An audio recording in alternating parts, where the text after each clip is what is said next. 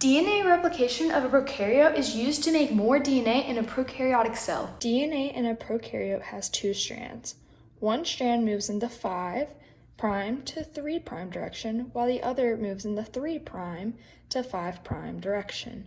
But replication always happens in the 5' to 3' direction. Replication in a prokaryote begins at our origin of replication, shown in pink. At this origin, the DNA unwinds.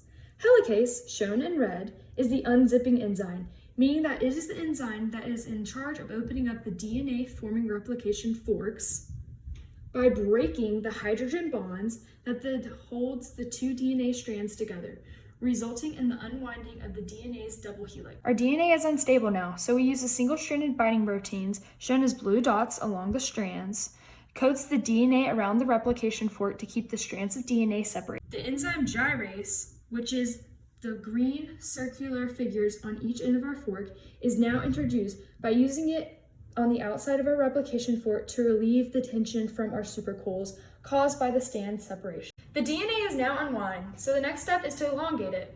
We start by using RNA Primase, shown in light green, which are made from RNA Polymerase, which is a function to lay down RNA primers, since DNA polymerase, shown in purple,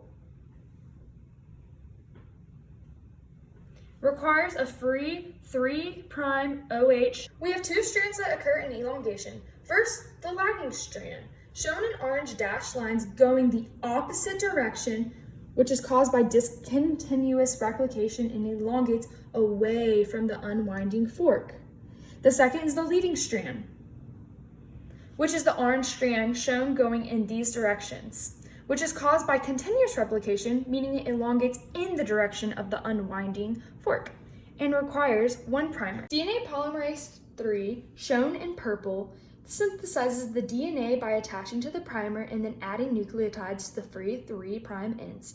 This creates phosphodiester bonds, which are bonds that help nucleotides together. In this case, imagine that the single-stranded binding proteins connecting together to create this. Going back to the lagging strand, this eventually is what forms the elongating fragments to cause Okazaki's fragments, which is shown in the bluish-greenish color here, which are small pieces of DNA that are created by the discontinuous replication and requires many RNA primers. DNA polymerase 1, also shown in purple, then removes the RNA primer and replaces it with DNA. Ligase, which is our red stars, shown here, are now introduced, which its function is to seal the new strand by repairing the remaining nicks in the DNA. The consequences on replication if the DNA polymerase 1 can no longer perform its 5' to 3' exonuclease functions results in not being able to have a DNA polymerase 1 remove RNA primers to fill the gaps between Okazaki's fragments with DNA, which would have resulted in DNA fragments that would be joined by the DNA ligase.